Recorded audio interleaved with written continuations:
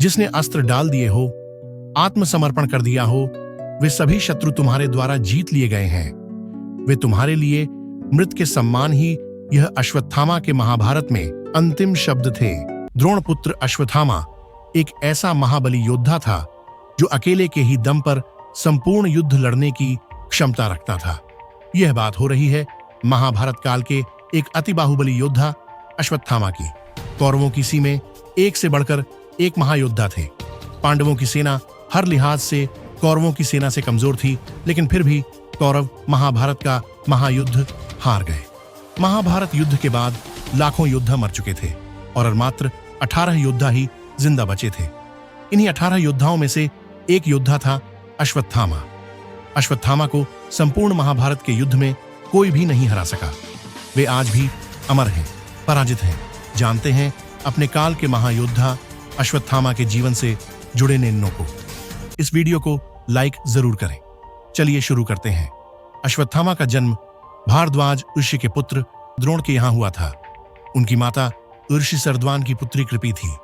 एक बार द्रोण तपस्यारत थे, तभी उनको अपने पितरों से संतान प्राप्ति हेतु कृपि से विवाह करने का आदेश मिला। इसी देवादेश को मानते हुए द्रोण ने कृपि से विवाह किया। द्रोण और कृपि दोनों ही अतिस्पन्न परिवार से थे।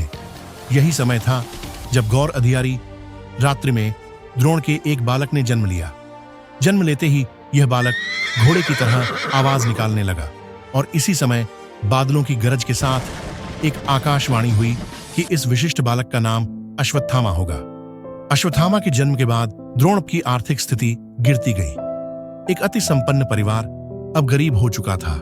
इस गरीबी को दूर करने के लिए द्रोण परशुराम जी से विद्या प्राप्त करने उनके आश्रम गए। जब द्रोण आश्रम से वापस लौटे तो घर में एक अंतिम गाय तक भी नहीं बची। अन्य आर्यमाओं को दूध पीते देख अश्वत्थामा दूध हेतु रोता और एक दिन द्रोण ने देखा कि सभी आर्य कुमार चावल के आटे का घोल बनाकर अश्वत्थामा को पिला चुके थे और अबोध अश्वत्थामा मैंने दूध पी लिया, यह कहते हुए आनंदित हो रहा था। उनके लिए घर में पीने को दूध तक नहीं होता था, लेकिन जब वे अपने मित्रों के साथ रहते तो झूठ ही कह देते कि मैंने दूध पी लिया।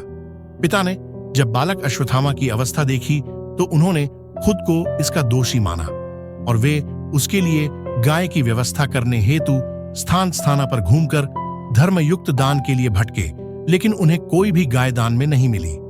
अंत में उन्होंने सोचा, क्यों अपने बचपन के मित्र राजा द्रुपद के पास वे अपने पुत्र अश्वत्थामा के साथ राजा द्रुपद के राज दरबार में जा पहुंचे। राजा द्रुपद ने द्रोण को अपने दरबार में बहुत अपमानित किया। ये सब कुछ अश्वत्थामा देख रहे थे और तभी उन्होंने अपने पिता से कहा कि पिताजी, गरीबी ऐसा शत्रु है कि जब यह होती है तो शस्त्र शास्त्र के ज्ञाता भी सत्तासीन मदमत व्यक्ति द्वारा अपमानित होते हैं। अश्वत्थामा के बाल मन पर उस वक्त क्या गुजरी होगी जब उनके पिता को राज दरबार से धक्के मारकर निकाल दिया गया। इस अपमान के बाद द्रोणा अश्वत्थामा को लेकर पांचाल राज्य से कुरु राज्य के हस्तिनापुर गांव आ गए और वहां द्रोण को कौरव कुमार को धनुषबा की शिक्षा देने का काम मिल गया। अश्वत्थामा भी पिता के इस कार्य में मदद करने लगे। वे भी कुरुओं को बाण चलाने की विद्या सिखाने लगे। उन्होंने दुर्योधन सहित अर्जुन आदि को शिक्षा दी।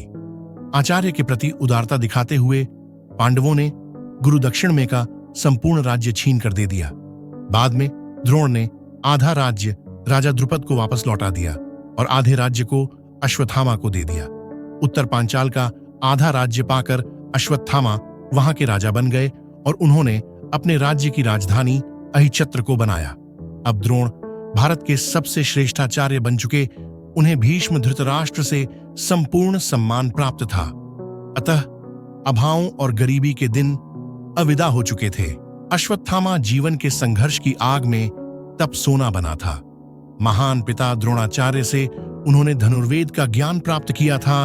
अर्जुन और कर्ण से भी कोई श्रेष्ठ था तो वह सिर्फ अश्वत्थामा था। नारायण था जिसका ज्ञान द्रोण महाभारत के अन्य किसी भी योद्धा के पास नहीं था। यह बहुत ही भयंकर अस्त्र था और इसका ज्ञान ने मात्र अश्वत्थामा को ही दिया था।